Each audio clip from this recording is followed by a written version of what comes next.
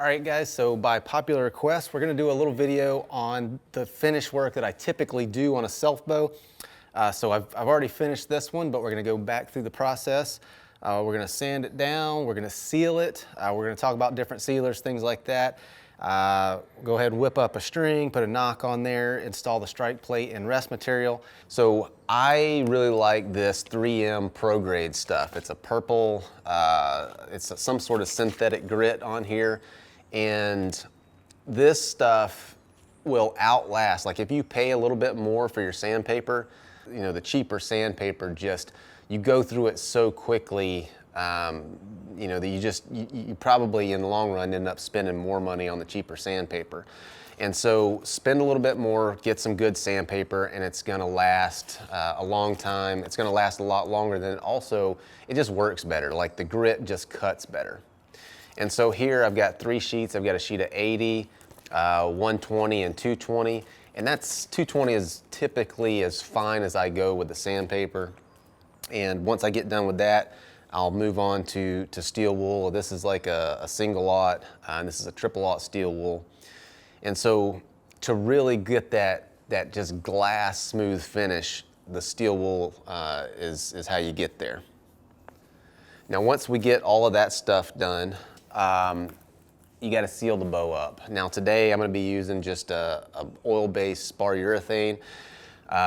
In the past I've used everything from tung oil to you know, beeswax and deer tallow, true oil. I've used a lot. True oil is a great bow finish. It's a gun stock finish, and it's basically just boiled linseed oil with drying agents. You can use boiled linseed oil too. It's a great finish. It just takes forever to dry, especially if you're in a high humidity area like I am right now down here in Northwest Florida. And so this spar urethane works pretty good. It's a very durable finish. It takes a couple hours to dry, so you apply it, let it sit for 4 or 5 hours, and then just go ahead and recoat it. And I like to put 7 or 8 coats on there if I have the time to do it. So a couple of things to keep in mind when you're sanding these bows, especially when you're working with the heavier grit sandpaper like this 80, is you can change the way these bows bend by sanding them too much. And so you want to take the tool marks out, but you want to sand them as little as you can, you know, to get beyond those tool marks. And then the other thing that you want to take or keep an eye on is the back of the bow. If you're working with a stave with thin rings, especially like this one, these rings in this stave is probably less than 1/16 of an inch. And so when I'm going over the back of this, I'm probably not even going to sand the back with this 80 grit. I'll just move to the 120 and sand the back because there's no heavy tool marks to take out with this heavier grit sandpaper. And I don't want to take off any wood off the back of this bow to risk violating this ring on the back. If you've got any little pin knots or anything like that you're sanding over, just watch that you don't violate the ring around that. And then just watch that you're not taking wood off of any small spots on the belly. Like if you're going to be sanding the belly, sand it evenly up and down. Don't just sit in one spot and concentrate, because you could end up making a hinge there if you're not careful with it, especially like I said with this heavier grit sandpaper. Now, if you've got a palm sander, those work really well for this. I don't have one down here, and so we're just going to do this all by hand. There are some woods that are mildly toxic. Pacific Yew is one of them, so if you're working with that type of wood, it's probably best to do it outside, or you know, if you have to do it inside, use a respirator or something like that. I've never experienced any ill effects of it, but I've talked to other guys that have been sanding on Pacific Yew and have gotten sick. And then there's some of the exotic woods, and I can't remember what they are, but if you're working like with one of the natural laminate, like a bamboo-backed ipe or something like that, and you have other woods in your riser section, if you have some of those exotic woods, you might want to look into which one of those can cause issues.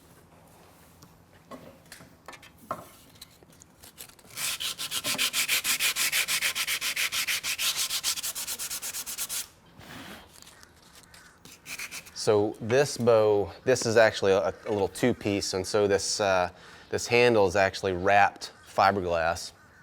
And so if you start sanding on this stuff, if you're sanding on this fiberglass, you want to really be careful not to breathe that stuff because it's pretty nasty. I'm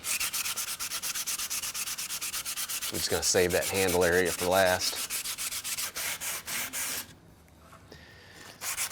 If you are using a palm sander or any kind of power tools on these things, I mean, it's always easier to mess things up with power tools. So just keep an eye on things and go slow.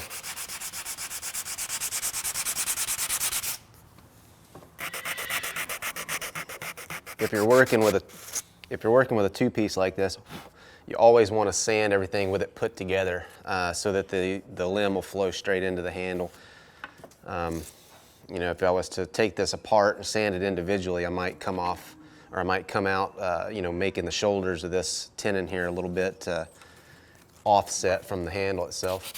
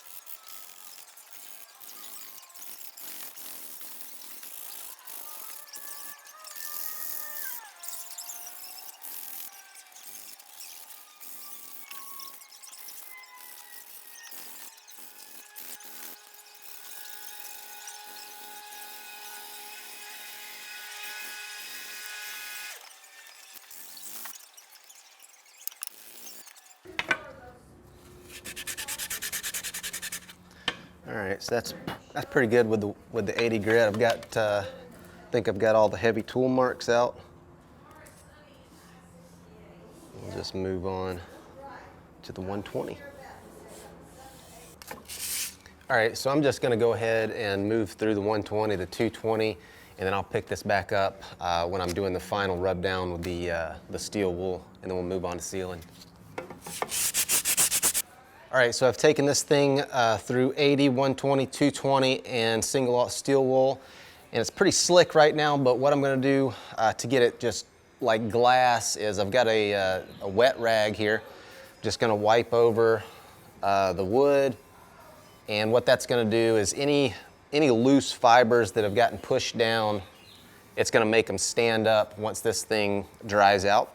And I'll go over it with that single aught steel wool one more time, and then move on to the triple aught, and then we'll be ready to do any kind of artwork or sealer or whatever, however we want to move forward from that. But just once over with the wet rag, let it dry, and then you should see those little fibers kind of stand up. It'll be a lot rougher than it was. You can hit it again with that steel wool. I'm just going to set it here and let it dry.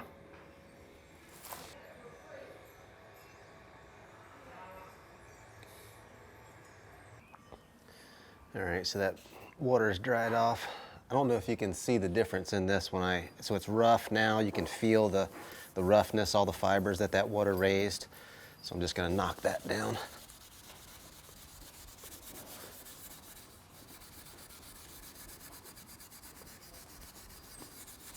So if you can see that right there, that and that, those are just a couple of longitudinal cracks that I filled in with Tite Bond and then sanded down. That sometimes happens when the staves are drying. And then that's just a wormhole. Just gonna hit it with some acetone. Take off any oils or grime, dust and stuff that might be on it.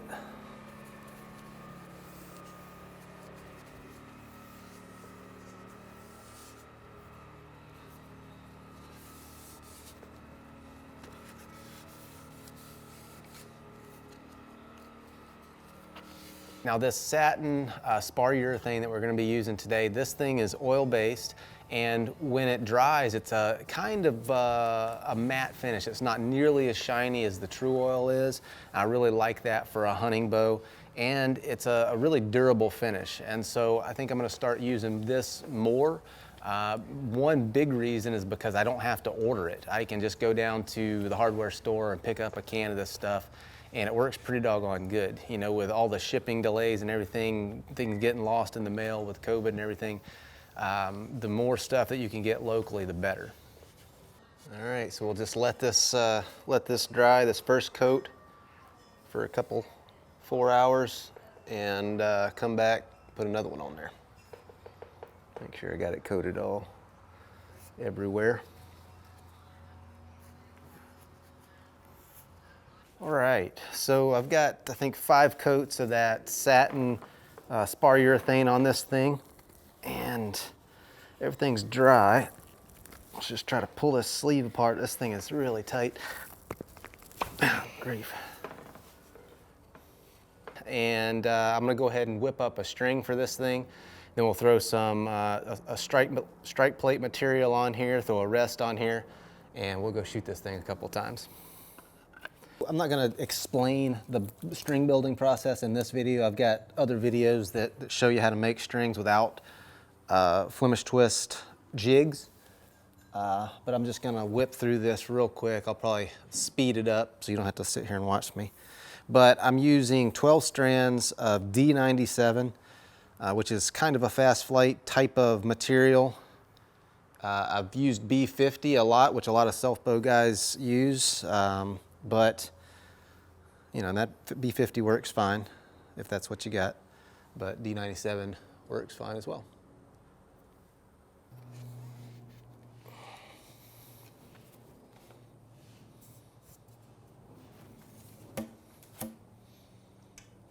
This serving is .030 Halo, and that combination, 12 strands of D97 with the .030 serving fits a Bonding Classic knock perfect. So I'm going to install the shelf material and the strike plates material, and what I'm using for this is just, I've got like a 2-inch wide strip of Velcro. It's got a peel off sticky back to it. I think when I bought this stuff I got like 3 feet of it for a couple of bucks. Of course it comes with the other side, the hook side as well, but just throw that away. I don't ever use that. This is the soft side of the Velcro. And so I'm just gonna get a rough guesstimate on how big this stuff needs to be and then just trim it to fit. So all the bows that I make, the shelves come up and then slope down in the back, and so I just trim the bottom of this to fit right down over that little ridge there.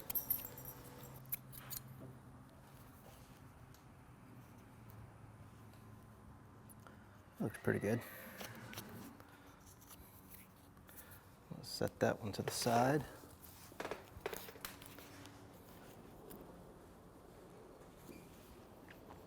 So I start with the bottom. Just put that right up against the window. Stick it on there so it overhangs like that.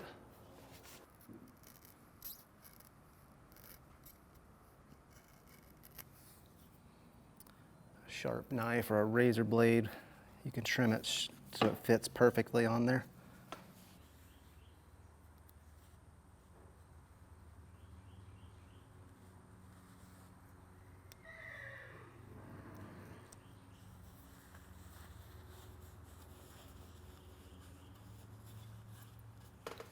There you go. And so I already tied the knock on there, but I left it loose. So I'm just going to slide that up to about 1/2 inch.